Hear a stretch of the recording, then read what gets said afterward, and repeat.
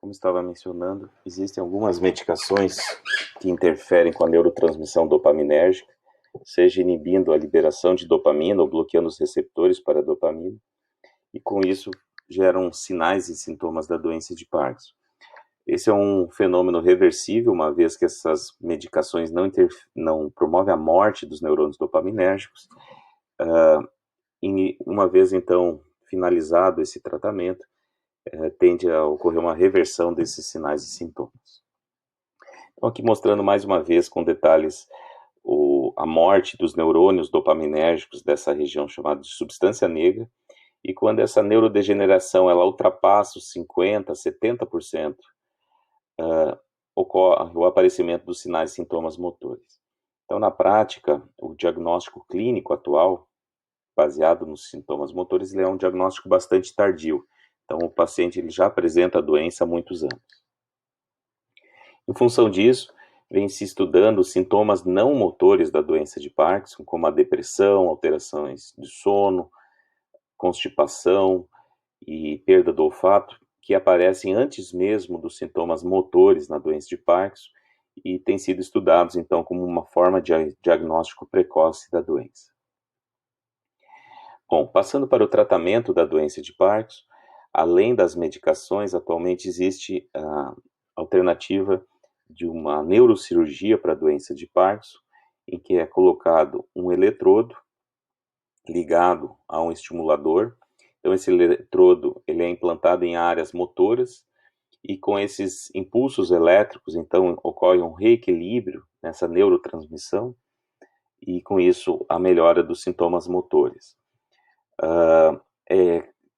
A neurocirurgia também, ela não cura a doença de Parkinson, então é uma estratégia paliativa.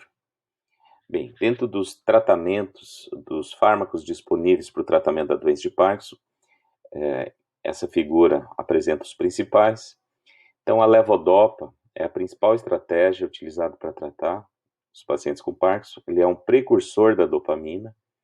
Então, os neurônios captam a levodopa e aumentam a produção de dopamina.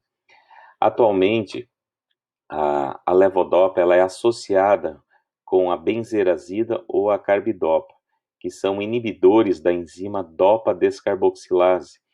Essa é a enzima que transforma a levodopa em dopamina. Então, essa enzima, além de existir em neurônios dopaminérgicos, existem em outros órgãos periféricos, como no fígado, no intestino.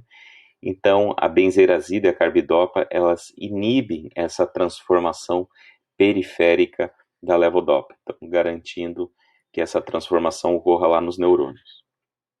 Existem também os fármacos agonistas dos receptores para a dopamina, que vão ativar os receptores então, para a dopamina, que é o caso da bromocriptina, do pramipexol, e ainda os inibidores das enzimas que degradam a dopamina, como a monaminoxidase, que nós temos a selegilina, e a CONT, que nós temos tolcapone e entacapone. Bem, além dessas alternativas que eu já mencionei, existem também os anticolinérgicos, que são fármacos bastante antigos, que surgiram na década de 40, vieram antes da levodopa, e eles, então, bloqueiam receptores para acetilcolina. Em função dos efeitos colaterais, principalmente problemas cognitivos, boca seca, constipação, eles tendem a ser utilizados em pacientes mais jovens, então se evita utilizar essas medicações em pacientes idosos. E por fim, nós temos também a amantadina, que é um fármaco que é associado com a levodopa para a diminuição dos efeitos colaterais. Bom, como eu mencionei, o principal tratamento é a levodopa, então existe um filme bastante interessante que se chama Tempo de Despertar, que eu sugiro, que fala sobre a descoberta da levodopa. Então, no início do tratamento, a levodopa pode gerar algum desconforto gastrointestinal nos pacientes, isso tende a diminuir, mas o principal problema da levodopa são os efeitos colaterais de longo prazo, que vão aparecer depois de 5 anos de tratamento, que são as discinesias, que são movimentos involuntários, e flutuações liga-desliga. Então, as discinesias, como apresentado nesse vídeo, são movimentos involuntários que